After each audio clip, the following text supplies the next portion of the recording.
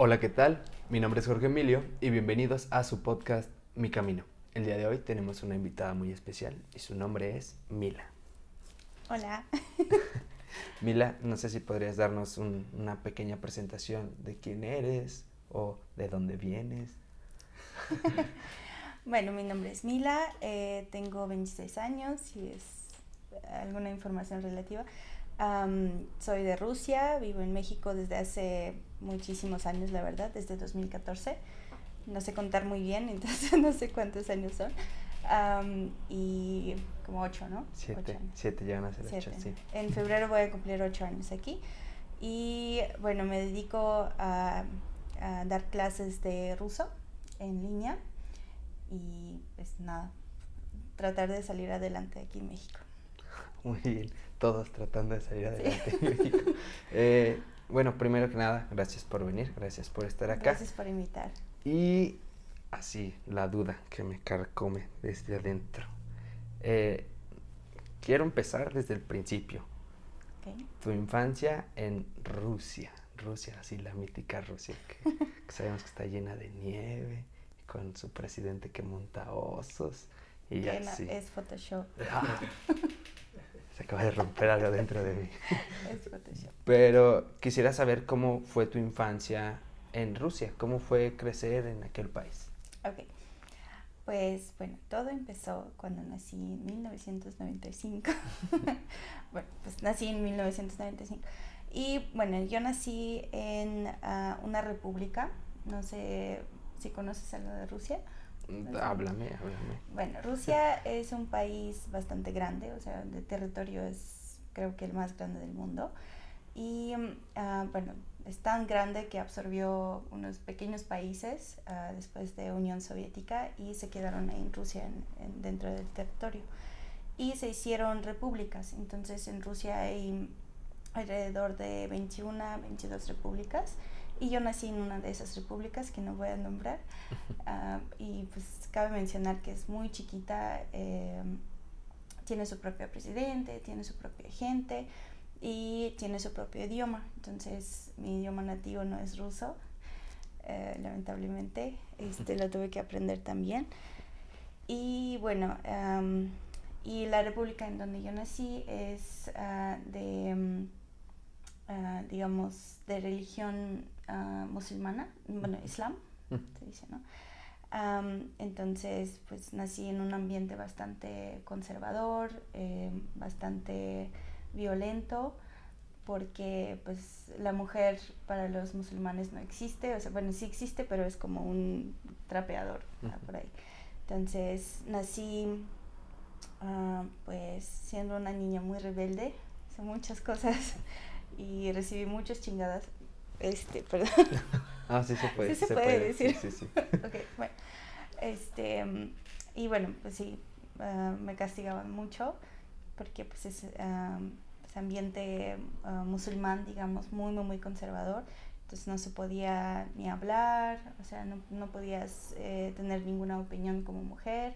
Tenía que servir a mi papá, a mis hermanos. Y pues nada, pues así empecé a crecer. Tengo dos hermanos, una hermana mayor, bueno, una hermana, que es la mayor de todos, luego van dos hermanos hombres y yo soy la más chiquita. Y, perdón,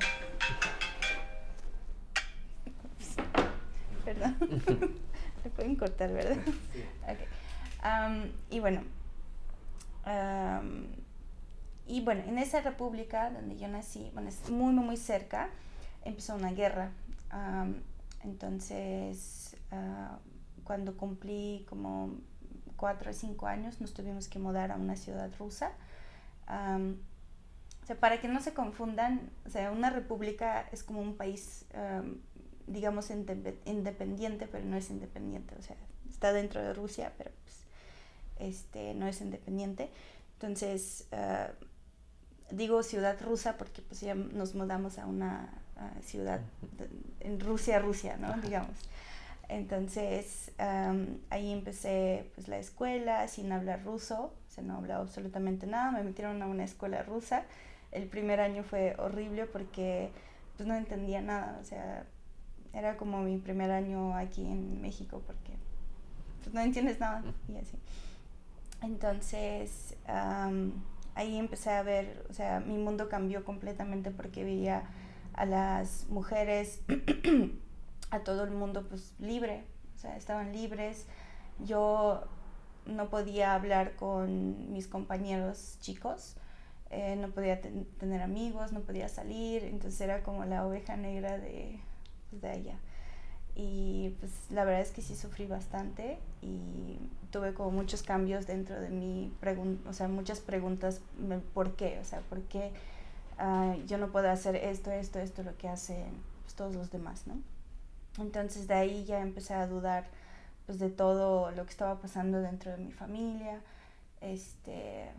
Dije, pues no, eso no es normal, ¿no? Uh-huh. Entonces, pues sí fue bastante fuerte mi insight, digamos. Entonces, y pues nada, así empecé a crecer. La verdad es que el ambiente en mi familia estuvo bastante fuerte, violento. Sufrí mucho abuso, tal como mis hermanos, mi hermana mayor y así. Y pues así fui creciendo. Y bueno, acabo de mencionar que en Rusia no hay primaria, secundaria, prepa, o sea, así como que divididos. Uh-huh. Entonces, puedes estudiar en una misma escuela 11 años seguidos. Y bueno, yo empecé, yo estudié los 11 años seguidos en la misma escuela. No tuve amigos, no tuve nada porque no podía. Entonces, pues sí fue bastante difícil. Y luego entré a la universidad y pues otro pinche cambio del mundo porque, o sea, veía los de la universidad que eran súper fiesteros. Pues, ¿qué hacen en la universidad? Obviamente nadie estudia en la universidad. O sea, van a echar desmadre y todo y pues yo no podía. Entonces, pues sí fue bastante difícil. Y cuando cumplí 18 años mi papá me dijo como, pues, bueno, pues ya cumpliste 18, eres mujer y no sé qué, entonces te vas a casar, o sea, con una persona que yo te escogí. Y me escogió una persona que era de su misma edad, entonces dije, ok, la verdad es que no quiero. Zafo, muchas gracias. Ahorita no. Entonces, pues sí fue bastante difícil y dije, pues, ¿qué voy a hacer? ¿No? O sea, no tenía muchas opciones, la verdad. Era opción de... la verdad, quería suicidarme, o sea, literal, porque, pues, imagínate, de 18 años, viendo a toda la gente libre, o sea, toda la gente rusa, y yo casándome con un viejo, pues, obviamente no quería. Y sí entré en una depresión bastante fuerte. Pero la ventaja de estar en la universidad fue que tenía un poquito más de libertad, porque me regalaron un celular, podía usar el celular, obviamente todo con la pestaña en privado, porque me revisaban el celular cada que regresaba. Y empecé a hablar con personas en internet y era como mi única salvación, ¿sabes? Entonces conocí a una chica que es rusa, que es bastante liberal. Entonces ella sabía español desde que tenía 12 años, algo así, y en ese entonces tenía como 25 y yo pues, 18, 17. Entonces empezamos a hablar y resultó que se enamoró de un mexicano y se mudó a México. Entonces, pues, o sea, ella me conocía todo lo que me estaba pasando en mi casa y me dijo como, güey, vente para acá, o sea, yo te salvo, digamos, porque pues sí era salvación, porque yo no me quería casar. Entonces, pues, así fue como llegué a México. Wow. Gran historia, ¿eh? Yo ya esperaba algo más, como, pues lo vi ahí y dije, agarra un vuelo. Ojalá fuera. No, está bastante denso. O sea, me cuentas que a tus 5 años viviste una guerra O sea, ¿tienes recuerdos de todo eso? Tengo recuerdos de... la guerra fue en una república muy cercana, pero toda la gente como refugiados se fueron a donde nosotros vivíamos. Entonces, yo me acuerdo que hubo una familia de la nada, o sea, yo chiquita y hay gente rara en mi casa. Entonces, pues ya ahorita ya entendí que mis papás, o sea, mi familia refugió a una familia de una señora con 2 hijas grandes y bueno, y los hombres pues, estaban en la guerra. Y pues ahí entendí que estaba pues, pasando algo raro y, y nada, pero pues estaba chiquita, la verdad es que no entendía bien mucho. Y luego dices que hay como este brinco hacia, que llegas ya ahora hacia a Rusia, Sí, Rusia, exacto. y empiezas a ver como, o sea, saliste como de una vitrina Ujú, y viste un poquito de lo que era el mundo.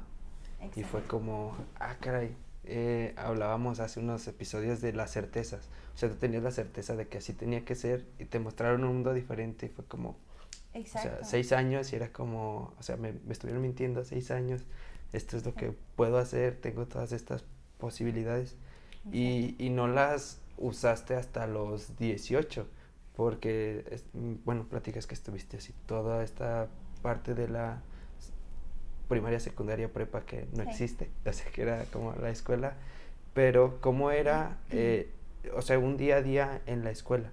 ¿Tenías amigas mujeres y a los hombres era evitarlos completamente o cómo era esa parte? Sí. Lo que pasa es que como mis hermanos eran mayores y yo la menor, em, ellos estudian, bueno, no, no tenemos mucha diferencia de edad, o sea, eran como 2 y 3 años, algo así.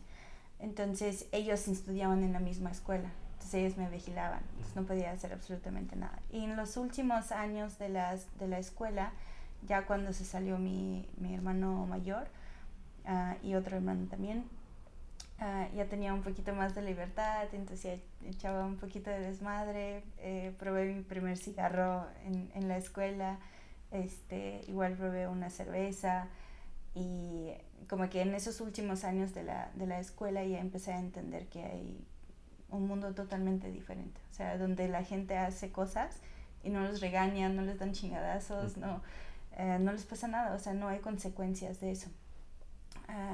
Ya cuando mis papás se enteraron de que probé cigarro y todo porque fueron chismosos en la escuela, pues sí, sí hubo consecuencias para mí, pero sí dije, o sea, qué raro, está, está completamente diferente todo, entonces sí fue bastante injusto y lo que más me caga en este mundo es la injusticia, ¿sabes? Desde chiquita, entonces pues así fue. Sí, pues bueno, o sea, viviste muchísimas injusticias, entonces Sí. está como bastante justificado que Sí. te caguen las injusticias. Eh, Ahora me gustaría retomar esta partecita de la religión. No conozco mucho, o sea, no sé si podrías darnos así como, por ejemplo, en el catolicismo hay como 10 mandamientos, no sé si tengan como unas reglas básicas de supervivencia para ir al más allá. Como... Sí. Pues la verdad es que no conozco muy bien de la religión. Nosotros vivíamos más por tradiciones de donde nacimos. Entonces, ya luego supe que es muy diferente al islam, o sea, bien. O sea, la religión de uh, países islámicos, no, sé, no me acuerdo ninguno ahorita. Este, entonces, um, o sea, lo que nosotros teníamos que hacer, las mujeres al menos, es tapar todo. O sea, no podías, por ejemplo, andar en pantalón, porque pues, se te marca todo, entonces ya estás provocando a los hombres, entonces por eso no puedes andar en pantalón, no puedes andar en falda, o sea, que esté arriba de la rodilla, no puedes tener escote, no puedes descubrir tus hombros, algunas no podían descubrir el cabello, entonces lo tenían que tapar. Mis padres no fueron tan digamos, conservadores, o sea, tan musulmanes, entonces sí podía andar con mi cabello así. Pero la ropa sí era algo muy diferente que me causaba mucho conflicto, porque todas las rusas pues se descubren, o sea, tienen minifaldas desde la secundaria, escote, todo. Entonces, pues yo no podía. Entonces, por eso era más todavía la oveja negra de la escuela. Y ahorita ya, ahorita ya, ya puedo pues ponerme lo que quiera y estoy bastante feliz con eso. Pero sí era como, o sea, para las mujeres era estar todo el tiempo cubierta, no hablar con hombres, a menos que sea tu hermano, tu papá, tu tío, o sea, como tus parientes. Familiar directo. Ajá, tus primos y así. Y, ¿qué más? Y nada más. Todo lo demás como que eran más tradiciones. Las fiestas igual eran como tradicionales. Teníamos que cumplir Ramadán. No sé si conozcas qué es Ramadán. Bueno, Ramadán es como una vigilia que tienes que realizar de aproximadamente 40 días más o menos, o 2 meses. Y en esa vigilia no puedes comer absolutamente nada, ni tomar agua durante el día. O sea, en el sol, o sea, cuando el sol está arriba, digo, algo muy raro, perdón. Cuando el sol está arriba significa que el Dios te está viendo, entonces no puedes comer, no puedes tomar agua, no puedes hacer cosas como malas, tienes que ser como limpio, ¿no? Y ya cuando se metía el sol ya podías tragarte todo lo que tú querías, pero pues no muchos lo cumplían, digamos, porque es bastante difícil. Porque Ramadán prácticamente fue de que el Muhammad, no sé cómo se dice en español, o sea, el profeta musulmán, Muhammad se dice en ruso, estuvo caminando como 2 meses en 40 días y 40 noches. Ajá, algo así. En el desierto. En desierto, sí, en desierto. Entonces, pues, o sea, se sacrificó y todo, pero ahora resulta que nosotros también nos tenemos que sacrificar. Estaba muy curioso porque acá, de este lado, también se llama Cuaresma. Sí. Y igual, o sea, te platican que fueron 40 días, 40 noches en las que Jesús no comía y se iba como caminando, no bebía agua.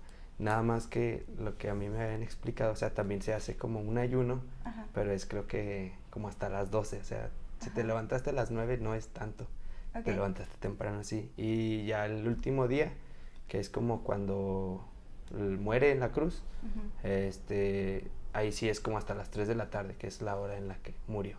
Una cosa así, pero o sea, tienen muchas similitudes. Es similar. El mismo no sé libro, quién copió creo. a quién, pero algo hubo por ahí. Yo digo que es el mismo libro, lo leyeron el mismo. Y con todo esto que hablas de las tradiciones y que mencionas que eras rebelde, siento que hubo un momento en el que tal vez le cuestionabas a tus papás ¿y por qué hacemos esto? No podía. No podía porque, pues como no podía tener ninguna opinión, pues no podía, o sea, ni siquiera hablábamos, ¿sabes? Ni siquiera podía hablar con mi papá. O sea, las únicas veces que he hablado con mi papá era para que me regañara, para que me dijera, no sé, tienes que ser fuerte y tienes que servir a tu esposo. O sea, como que me estaba mentalizando para que sea una buena esposa y para que sea como muy sumisa, cosas así. Entonces, pues no podía preguntar, oye, ¿y por qué hacemos eso? No, la verdad es que no. Era un entrenamiento machista para hacer la Exacto. O sea, el esposa. machismo en máxima expresión. Sí. Y bueno, ahora con todo esto, cuando decidiste venir a México, ¿lo hablaste con tus papás o fue como agarré maletas y...? Me a escapé. escondidas? Me escapé. De hecho, fue bastante raro y difícil porque lo estuve planeando un año. Un año pues planeando cómo lo voy a hacer, cómo me voy a escapar, qué voy a hacer el día del vuelo. Y fue horrible, la verdad. Peor año de mi vida, yo creo. Porque eran muchos nervios de que me van a descubrir. Tenía que borrar absolutamente todo de mi celular porque mis hermanos lo revisaban a cada rato. Entonces, o sea, era como constante miedo y nervios, ansiedad de que me van a encontrar, me van a descubrir. Y por tradición de donde yo nací, si tú haces algo así, si tú intentas escapar, si tú intentas poner un pero a tus papás o intentas pues, hacer algo que no les guste, te pueden matar. O sea, literalmente te pueden matar. Y, y ya lo había pasado a unas amigas que tenía, bueno, no amigas, conocidas, ¿no? Que tenía, que por ejemplo, a una la mataron sus propios papás, bueno, su papá más bien, la mató, la asfixió porque ella salía con un chavo ruso y pues eso no se puede hacer. Entonces la asfixió y hicieron como si se hubiera suicidado para que la policía no dijera nada. Y todo eso nos contó la mamá de esa chava, entonces sí me quedé como, ok, no puede hacer absolutamente nada. Sí tenía ese miedo. O sea, como que muy, muy extremos en las decisiones. Sí. Y para, no sé, comprar el vuelo y todo eso, ¿estabas trabajando o ahorrabas dinero? ¿O cómo era toda esta parte? O sea, porque fue un año de planeación Sí. y estrés intenso ahí. Ahí hice unas cosas malas. Fue la única vez que robé a alguien. Robé a mi papá. Y pues sí, o sea, le robé dinero. Le estuve robando y robando y robando hasta completar para mi boleto. Y la chica que estaba en México me ayudó a comprarlo por internet. Y ella tenía todo, o sea, toda la información para, o sea, digamos, por seguridad, ¿no? Entonces, pues así fue. Y ya estando ahí no sé, en el aeropuerto, ¿cuál era tu sentimiento? ¿Qué era lo que sentías? Muchísimo miedo. Estaba temblando. O sea, con suerte no me metieron a ninguna, o sea, no me detuvieron ni nada porque estaba súper nerviosa, o sea, estaba como que viendo a todos lados, pero no me hicieron nada, por suerte. Y sí, tenía mucho miedo, tenía miedo de que mi papá como que me puso a buscar o algo así, entonces me van a encontrar por mi nombre. Y te juro que pude respirar bien ya cuando estuve en México. O sea, todavía durante el vuelo Sí. seguías así como... No podía dormir, o sea, estaba tan tensa que hasta mi mandíbula me dolía, estaba así. Pero pues, gracias al universo, no sé a quién, pero pues, sí pude llegar bien. Ajá. ¿Y cuántas horas son de vuelo? Fue casi todo el día, porque hice una escala en Holanda. Ahí fueron como 5 horas hacia Holanda, luego 5 horas tuve que esperar la escala y 14 horas eran para México. Se fue todo un día completo de Sí, un día. un año y un día de mucho más estrés. Y para acabar, me tocó un equipo de fútbol mexicano. Sabía que eran mexicanos porque pues tenían su banderita en sus playeras de fútbol y era un desmadre, o sea, no podía con ellos, los quería matar, la verdad. Si me ven, si me reconocen, los odio, la verdad. Pero me hicieron un vuelo horrible, 14 horas de desmadre. Y tú así lleno de estrés. Sí. Y al llegar aquí a México, ¿te recibió tu amiga? Sí. ¿Y qué fue lo primero que hiciste al verla? Pues nada, estuve súper feliz, la verdad. Bueno, me detuvieron porque tenían que revisar mi maleta. Obviamente dejé todas mis cosas allá en la casa. Lo único que traje fue unos libros.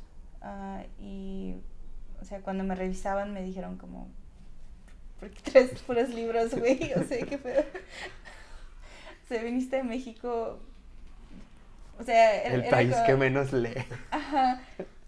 Y eran libros rusos porque la chica me pidió. Entonces yo estaba en Moscú, compré los libros, compré una maleta y no traía absolutamente nada, o sea, ni ropa, ah, ni siquiera nada, o sea, no traía nada más que libros Libro. para ella. Y sí se quedaron como, ¿qué onda? Revisaron todos los libros por si tenía algo y nada, pero sí estuvo medio raro. Y bueno, ya ella me recibió con su esposo. Después de 24 horas de viaje me llevaron a Zócalo para conocer. Los odié ese día, la verdad. Este, me llevaron a Zócalo. Resultó que el señor, bueno, su esposo era como... Le encantaba la historia. Entonces me empezó a contar la historia del balcón de no sé qué, que lo construyó eh, para su esposa alguien de gobierno y no sé qué. Y yo así de, por favor, quiero dormir, o sea, quiero comer algo, quiero dormir, quiero descansar, porque, pues, te imaginas, o sea, casi un día de nervios, de tensión, era horrible, la verdad, pero pues, bueno, me llevaron a Zócalo. Y no sé cuánto tiempo llegaste directo a Ciudad de México. Sí. ¿Y cuánto tiempo estuviste? En Ciudad de México, como llegué a Ciudad de México, pues ahí me quedé, o sea, me quedé como 6 años Ahí, viviendo. no sé, empezaste a estudiar español, te Sí. metiste a estudiar alguna carrera, No, universidad como o algo. universidad es el tema que me duele mucho. Cuando llegué, pues obviamente no sabía absolutamente nada. Ni siquiera estudié, o sea, ni siquiera estudié antes o sea, en ese año que planeaba, no sé por qué, pero no estudié absolutamente Por nada. miedo, por miedo. Sí, Sí, o pues sea, supongo que sí, o ajá. sea, estaba muy bloqueada. Entonces no estudié absolutamente nada de México, yo pensé que era un desierto, literal. Pensé que era como que todos estarían con sombreros, con sus bigotes y así, pero pues la realidad fue muy diferente, o sea, era una ciudad bastante grande, entonces sí me llevé la sorpresa ahí. Obviamente empecé a estudiar español desde que llegué, aunque la chica pues como que pues, hablaba ruso, entonces era bastante bien, pero se cansó de ser mi traductora, entonces dijo, güey, tienes que estudiar, déjame en paz, entonces yo me puse a estudiar español. este, Luego, como en 2 meses más o menos de estudiar, ya me metí a trabajar en un café internet. Cabe mencionar que donde yo vivía era un pueblito chiquito, entonces se llamaba San Pedro Mártir. Entonces, o sea, es un pueblo chiquito, entonces no te piden documentos, no te piden absolutamente nada. Este, entonces me metí a trabajar, hablaba más o menos el español. Luego, después de 4 meses ya empecé a entender súper bien todo y en un año ya hablaba súper bien, la verdad. Y, y nada, estuve ilegal como 3 años. ¿Se puede ser ilegal en México? Sí. ¿Cómo fue ese trámite para ser mexicana? Pues todavía no soy mexicana, tengo mi residencia permanente, me dieron una residencia permanente porque yo pedí refugio. Uh-huh. Estuvo muy raro porque cuando llegué, uh, la única manera que sabía esa chica de volverte mexicana era casarte. Uh-huh. Entonces ella buscaba con qué me casaba. Se buscaba así hombres mexicanos, oye, ¿tú puedes casar con ella? Porque necesita sus documentos. Ajá. Y yo así de, güey, llegué para no casarme, Ajá, o sea, o me sea, salí de allá ¿qué por fue? eso y me traes para lo mismo. Exacto, entonces pues obviamente dije, no, no me voy a casar con nadie, voy a buscar alguna otra manera de obtener los documentos y sí hubo una manera, nada más que bastante tarde. En México hay una organización que se llama Comar, que es Comisión de no sé qué, de refugiados. Entonces ellos te dan refugio. Entonces todos los extranjeros de Latinoamérica, por ejemplo, venezolanos, hondureños, los que sea que quieran refugio, llegan allá. Cuando llegas a México tienes 30 días para pedir tu refugio y te lo dan casi sin ningún problema. O sea, solo necesitas pues decir cuál es tu razón, o sea, por qué quieres el refugio, por qué te tenemos que dar el refugio, así, ¿no? Yo me tardé 3 años. Casi nada. Sí. Entonces, pero aún así me recibieron, o sea, tuve una muy buena abogada que no me cobró absolutamente nada, porque pues, sabía que estoy pobre. Y bueno, pues como no tuve ningún documento, tuve que pedir mi acta de nacimiento de Rusia. Fue un trámite igual súper largo, de 1 año más o menos. Entonces, cuando lo pedí, o sea, cuando lo obtuve, ya pude pedir el refugio. Me interrogaron, me preguntaron, o sea, ¿por qué? ¿Qué pasó? O sea, ¿por qué estás pidiendo refugio si eres rusa? Uh-huh. O sea, es que es muy raro que hagan eso. Entonces, después de un largo trámite, como de 1 año creo, me dieron refugio y me dieron mi residencia permanente. Ok, qué padre. Uh-huh. Me gustaría ahora saber la confrontación de que traías todos tus pensamientos de que querías salir de allá, o sea, todo esto que tenías guardado, acumulado, y ya estando en un país nuevo, que fue tirar todos esos pensamientos a un lado, o te costó todavía tiempo el, pues no sé, el adaptarte a que ya nadie te tenía que decir como qué hacer o que ya podías opinar y todo esto. Fue muy raro porque, o sea, 1 año estaba planeando cómo salir de México, digo, de Rusia, ¿no? Y cómo llegar y todo. Pero nunca planeé y nunca pensé qué voy a hacer después, ¿sabes? Entonces fue como que, ¿ahora qué hago con toda esa libertad? ¿Sabes? Entonces, mucho tiempo estuve dependiendo de personas porque pues no sabía, o sea, no sabía dónde meterme, no sabía qué hacer, porque imagínate pues, ser una niña doméstica, o sea, literal, como un perrito doméstico, así hiper doméstico que nunca ha salido a la calle, o sea, lo tiran a la calle y está como que, ¿qué hago, no? Entonces yo me sentía así y me metí, bueno, tuve unos novios, mis primeros novios, entonces fueron relaciones bastante codependientes porque pues, yo no sabía cómo tener una relación, ni siquiera sabía cómo ser yo misma porque pues, no sabía quién era, la verdad. Entonces fueron años bastante difíciles, aunque disfrutaba muchísimo mi libertad y todo, pero entré varias veces en depresión, o sea, como que entraba en depresión así súper grave de que no me podía parar de la cama y me salía y luego entraba otra vez y luego me salía de esa depresión y así. Entonces eso no me ayudaba mucho en encontrarme a mí misma y así, pero pues pero pude más o menos, todavía estoy en el camino. Y ¿qué? ¿Cuál era la pregunta? Esta parte de los choques de salir de una mente como muy Sí. cuadrada, dejarlos de lado, para empezar a ser tú, o sea, Sí. toda esta parte.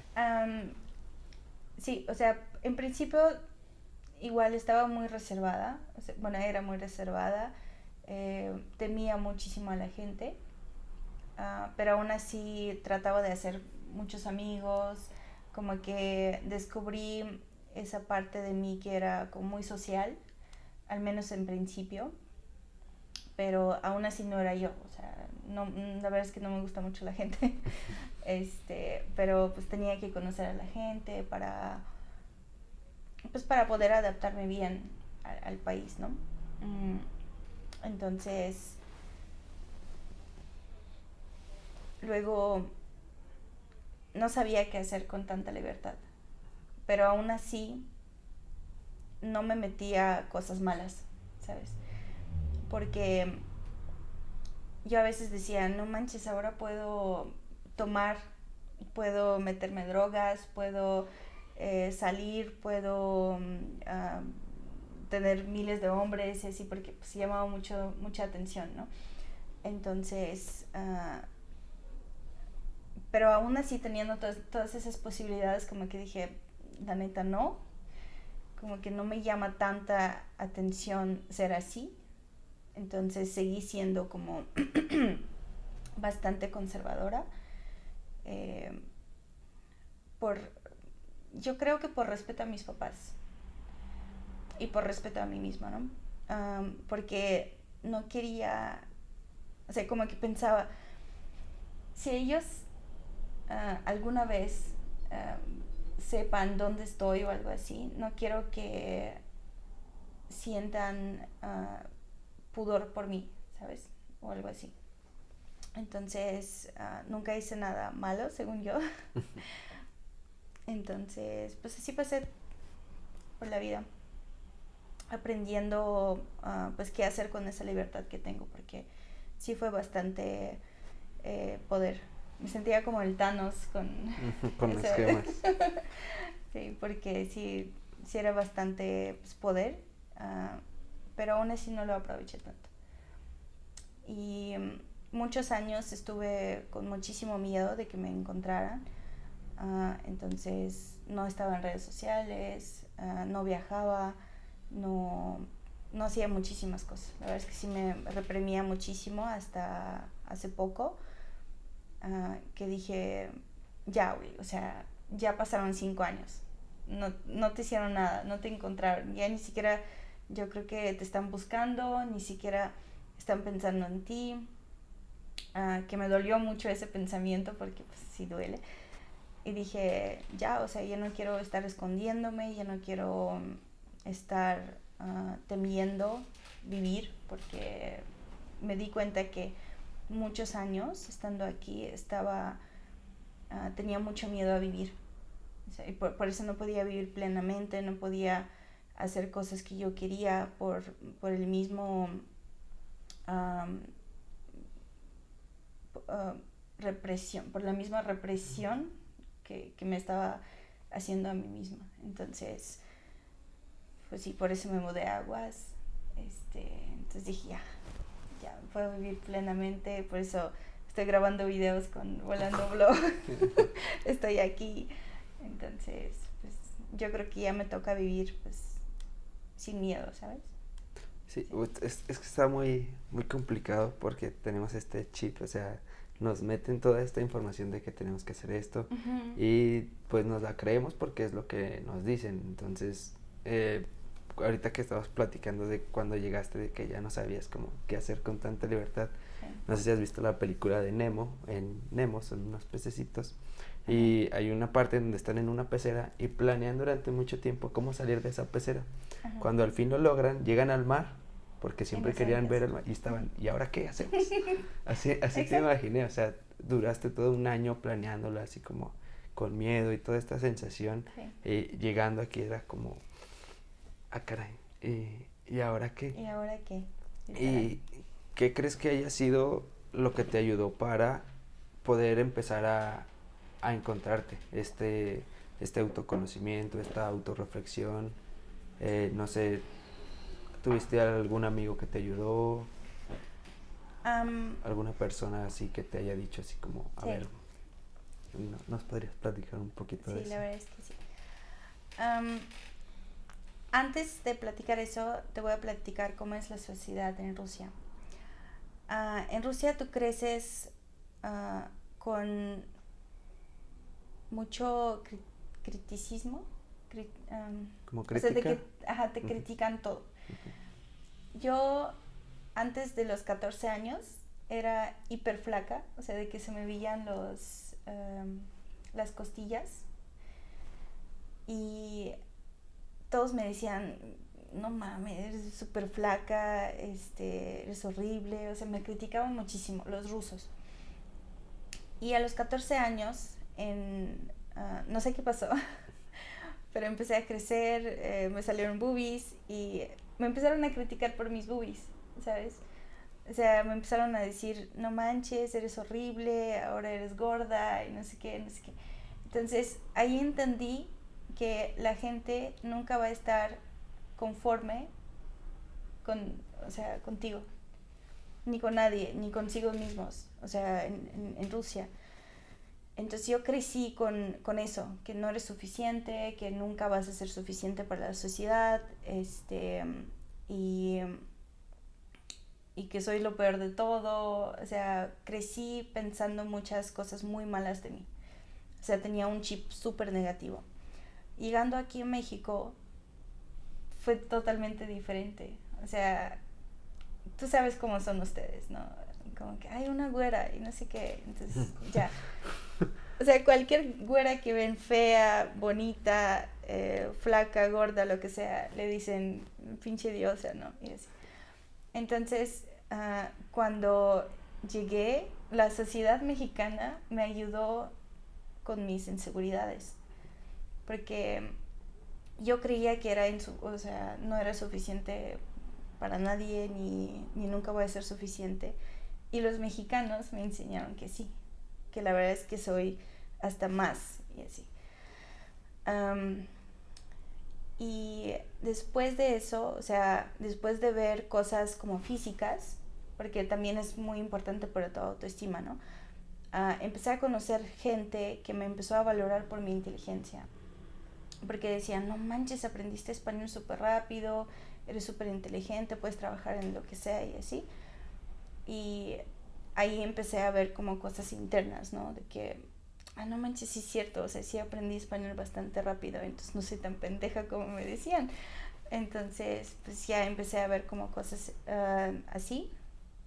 Y en 2017 conocí a mi mejor amiga que está en Ciudad de México. Hola, Ana Paula. Y conociéndola, o sea, es la mejor persona que pude conocer en mi vida, la verdad. Empecé a platicar con ella, empezamos esa amistad súper bonita y empecé a ver que hay muchas más cosas que puedo hacer. O sea, como que vio en mí tanto potencial que yo también me la creí. Entonces, ella me ayudó mucho en eso y luego me metió a una empresa donde ella trabajaba y en esa empresa, esa empresa era de Estados Unidos, más bien el CEO era de San Francisco y todos los demás mexicanos. Y era la mayoría en inglés, yo no sabía inglés, pero aún así me metí. Y me metí como una promotora y en un año pude crecer hasta gerente. Entonces capacitaba a la gente, o sea, yo no sabía que podía hacer eso, ¿sabes? Entonces eso me ayudó muchísimo y agradezco mucho a Ana Paula que me ayudó a ver que soy suficiente, ¿sabes? Y que tengo muchas cosas que tengo que valorar en mí y que no soy pendeja para empezar y no sé, o sea, me subió mucho el autoestima, empecé a creer en mí y así. O sea, te digo, la sociedad mexicana y ella en particular me ayudó mucho.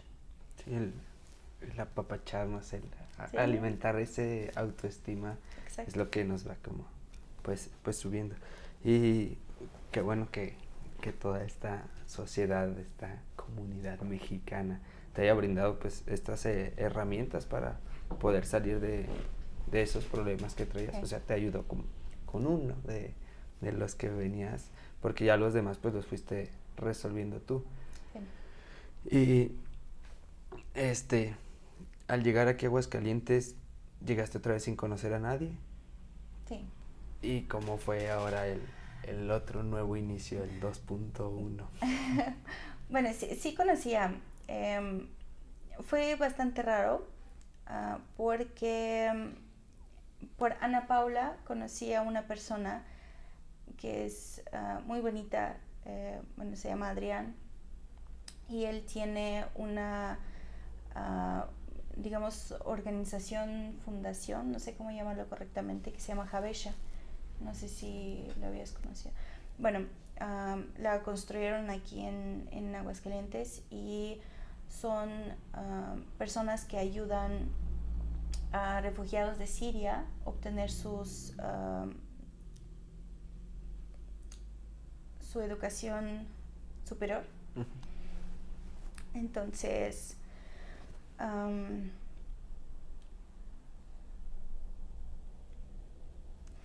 perdón, perdón, se me mezcló todo. De repente se me olvida español. Y bueno, ellos ayudan a los refugiados de Siria a obtener sus estudios, pero Adrián hizo otro proyecto que es de Latinoamérica. Entonces ahora ayuda a los de Latinoamérica a obtener sus estudios. Entonces yo llegué obviamente sin documentos de educación, y dije, pues ya, o sea, ya es la hora de hacerlos porque quiero entrar a la universidad, mi sueño es estudiar la psicología. Entonces dije, ok, o sea, ya voy a aceptar pues esa propuesta, digamos, porque Adrián me quería ayudar desde hace muchísimo tiempo, o sea, desde que nos conocimos. Me dijo, no manches, o sea, ya tienes tu refugio, ya hablas español, o sea, eres perfecta para entrar a uno de mis proyectos. Y yo no quería y no quería y no quería hasta que llegó la pandemia, me quedé sin trabajo, me quedé sin nada, entonces dije, pues sí, o sea, esa es una buena opción. Y, y bueno, llegué a Aguascalientes, o sea, me mudé y empecé pues a estar en ese proyecto. No fue exitoso por varias cositas, pero por ese proyecto llegué aquí a Aguas.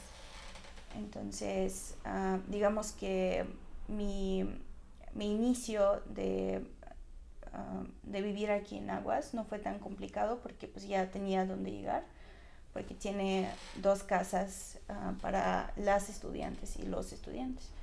Entonces, pues no fue tan complicado. Y pues ya de ahí, ahí estuve como 3 meses y pues ya me fui volando de allá y pues viviendo solo. Ya ahorita, no sé, mentalmente en qué situación te encuentras, ya estás más estable, aún hay como estragos de todo lo que ha pasado, aún hay ocasiones en las que, no sé, tal vez sientas miedo o esos miedos ya quedaron atrás. No te voy a mentir, de repente sí. Ah, ahora está bastante difícil estar sola, pero disfruto mucho mi soledad. Porque antes me metía a relaciones muy codependientes, donde hasta vivíamos juntos o sea, con mi pareja, y yo uh, me absorb... No, ¿cómo decirlo? O sea, como que me quitaba mi personalidad y era completamente en esa persona. O sea, como que, no sé cómo explicarlo. O sea, estaba dentro de esa persona, literal. Cuando estaba en las relaciones se perdía mi personalidad por completo y me perdía, o sea, me perdía en la relación. Ahora decidí pues estar sola y estoy sola como desde hace 3 años. Entonces, pues me estoy encontrando cositas que no sabía que tenía, ¿sabes?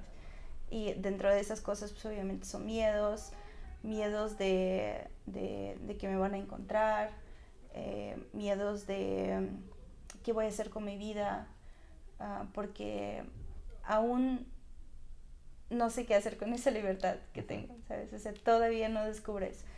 Entonces, ahora la pandemia y el hecho de que estuve soltera mucho tiempo me ayudó pues a ver a dónde quiero ir, o sea, cuál es mi camino, ¿sabes? Estoy buscando mi camino. y, y pues estoy en búsqueda, o sea, estoy en búsqueda constante de qué es lo que quiero hacer, a qué me quiero dedicar, cómo puedo llegar a donde quiero estar, porque pues tengo muchísimos proyectos en mi cabeza, pero pues por falta de recursos, por ser México, porque en México es bastante difícil cumplir tus sueños, y menos sin tener recursos, sin tener contactos, sin tener, o sea, estando solo y sola es bastante difícil, ¿verdad? Sí, sí está muy complicado. Sí, sí. Bueno, sí, México está como... Sí, sí sabemos eso de México. Y hablando sobre esta angustia, había un autor danés que hace muchísimos años ya mencionaba sobre la angustia al libre albedrío. O sea, cuando tenemos la capacidad de decidir, nos llenamos de angustia porque la responsabilidad cae en nosotros. Sí. Entonces, siento que entiendo un poquito esta parte de qué voy a hacer conmigo. O sea, tengo muchos planes en mi cabeza, Sí. pero pues no encuentro cómo aterrizarlos, no encuentro cómo dar ese primer paso para poder bajar alguno de ellos. Y ya, la angustia está difícil, pero se puede, pues, como luchar contra ella, ¿no? O sea, con esta parte de irnos conociendo, de irnos alimentando con muchas más herramientas para afrontar el mundo a como venga y que se deje venir como quiera la vida. Y afrontarla, lucharle, hacerle ahí el frente y la lucha cada día. No sé si quieras dar algún último mensaje para todos los oyentes. ¿Hay algo más que quieras agregar? Sí, mencionaste luchar contra angustia. Yo diría que no hay que luchar contra ella, la verdad. Yo estoy de opinión de que cuando estás deprimido, o sea, cuando te caes a depresión, es por algo. Porque la depresión lo que hace es aislarte completamente. Entonces eso significa que vas a estar contigo mismo. Y muchas veces nos escapamos de nosotros mismos, nos escapamos de nuestros pensamientos. O sea, algunas personas temen tanto enfrentar a sí mismos, o sea, nada más sentarse y escuchar sus pensamientos, que hacen todo lo posible para no hacerlo. Van a las pedas, platican con gente que no quieren platicar, se meten en las relaciones donde no quieren estar, o sea, hacen todo lo posible. Entonces, a mí la depresión me ayudó mucho a estar conmigo y pues platicar conmigo misma, porque al final de cuentas todos estamos solos, ¿no? Aunque estamos acompañados, pero podemos sentirnos solos. Entonces, para que eso no pase, pues necesitamos saber quiénes somos, ¿no? Y platicar con nosotros mismos. Entonces, la depresión te ayuda en eso. Aunque está de la chingada estar en la depresión, está horrible, pero te obliga a conocerte a ti mismo, ¿sabes? Entonces, yo digo que no hay que luchar contra la angustia, contra la tristeza. O sea, si te llega, hay que sentirla, hay que ver, hay que platicar contigo mismo, hay que apapacharte, decir, a ver, ¿qué te pasa? ¿No? O sea, platicar contigo, ¿sabes? Como si fueras un amigo tuyo, ¿no? Y yo soy de opinión de que tienes que ser tu mejor amigo, la verdad. Porque si no, pues ya valiste, o sea, ¿qué te quedas? Exacto. Entonces, pues no hay que luchar contra eso, hay que enfrentarse, hay que enfrentar a tus demonios, porque eso es lo más complicado que puedes hacer en tu vida. O sea, hasta más complicado que, no sé, que presentar tu título, lo que sea que las personas se consideran como lo más complicado en sus vidas, ¿no? Entonces, yo pues recomiendo conocerse, platicar contigo y ya cuando sientes que más o menos conoces tu identidad, conoces tu personalidad, ya después de ahí ya puedes pues socializarte, digamos, y eso te va a ayudar mucho a salir de tu depresión. Bueno, yo el luchar lo veía como el confrontar, el estar cara a cara con uno mismo. Exacto. Porque ya lo habíamos mencionado en otro episodio, el cómo nos evadimos de nosotros mismos. Y había hasta cosas que parecían buenas y lo usamos como para evadirnos. Hasta el hacer ejercicio muchas veces se ve como una manera de distracción. El comer también es otra manera de distraernos.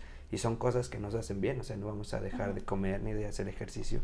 Pero ¿por qué lo haces? O sea, si lo haces para evitar, entonces mejor sí siéntate un ratito y es como, a ver, mijo, ¿qué es lo que me está pasando? ¿Por qué estoy sintiendo esto? ¿Por qué me duele esto que pasó? ¿Por qué le tengo miedo a esto?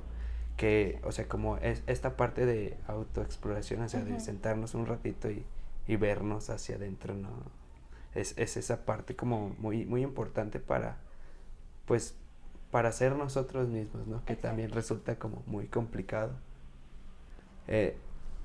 Y siento que sí, o sea, es cuestión de mucho valor, o sea, se necesita valor pues es tener agallas para decir, a ver, mírame a los ojos, así casi que en un espejo y qué es lo que pasa, por qué tenemos tanto dolor. Y pues muchas veces arrastramos cosas y no nos damos cuenta hasta que nos sentamos ahí, es como este insight que mencionaste de que te cae el 20 y es como, ya entendí por qué pasó esto. O sea, esa relación tóxica era por esto y esto. Sí. Después de unos 6 años ya entendí. Bueno, pero lo bueno es que lo entendemos. O sea, hay gente que vive sin entenderlo, sin cuestionarlo. ¿Y qué clase de vida es esa? Mencionaba yo también en algunos episodios, me gustó eso de, eso, o sea, es un camino en el que vamos solos, pero nos vamos encontrando a personas. O sea, es muy diferente el estar solo a sentirse solo. Sí. Entonces, siento que hay que, o sea, sí, nuestro primer amigo somos nosotros y hay que apapacharnos, acariñarnos, abrazarnos todos los días, o sea, reconocernos cualquier logro por más pequeño que sea, siempre estar ahí como, bien, hoy te levantaste, hoy fuiste a entrenar, hoy comiste bien, hoy fuiste como la persona que no pudiste ser ayer. O si fallaste ayer, no, como que no regañarte, porque también el cómo nos hablamos es un poquito híjole, o sea, hay veces que uno comete un error y es como, estás bien menso y no sé qué. Podríamos decirnos como, qué distraído, ahí para la otra tengo más cuidado, más precaución. O sea, hay que apapacharse, pero no mucho también. O sea, no hay que decir... Sin caer en el egoísmo, porque el narcisismo. Sí, exacto, sí cae el narcisismo. Un equilibrio, el yin y el yang, el perfecto equilibrio.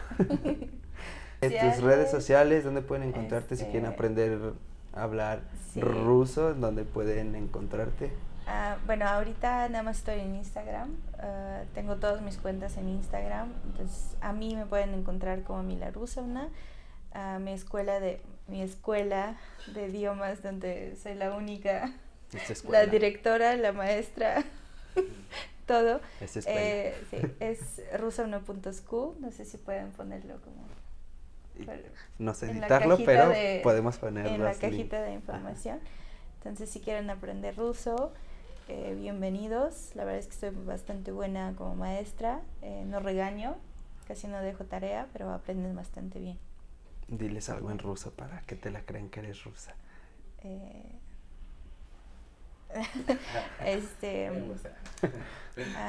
Спасибо за приглашение. Sí, es rusa. Yo no lo entendí, es ruso. Gracias por la invitación. Sí, es como gracias por invitarme. ¿Qué más? No sé qué más decir. Pues ya, un mensaje de despedida. No sé si con esta última como conversacióncita se fue todo o hay algo más que le quieres agregar a todos los oyentes. ¿Qué más podría ser? Pues sí, pues no temen vivir como yo, porque la verdad es que perdí muchos años de mi vida por el miedo, y yo les recomiendo dejar de escuchar personas tóxicas, personas que nos bajan en lugar de ayudarnos a subir.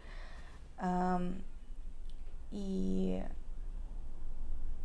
pues salgan adelante. O sea, yo la verdad es que no tenía mucha esperanza de mi vida. O sea, yo podía acabar teniendo como 15 hijos con un señor súper viejo y así, pero no, la verdad es que decidí ser feliz. Entonces,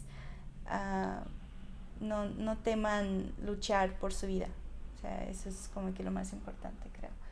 Y sean valientes, porque si no van a, después de 20 años de su vida, van a pensar como, ay, ¿por qué no hice eso? ¿Por qué no hice tal? Entonces, pues no teman hacer cosas que quieran hacer, entonces háganos ya. O sea, no hay que esperar, no hay que pensar mucho, simplemente hay que hacer las cosas y así pues van a estar más felices. Soltar el miedo y tomar el control de nuestras vidas. Exacto, la responsabilidad. Con responsabilidad, sin afectar a terceros. Exacto. Muchas gracias por estar aquí el día de hoy. Gracias por la invitación. Sí, gran historia, gran historia. Ya saben, si están en YouTube, denle like y suscríbanse. Todo eso que se puede hacer en YouTube. Si están en Spotify, pues píquenle en seguir. Mi nombre es Jorge Emilio. Mi nombre es Mila. Muchas gracias. Y esto fue Mi Camino.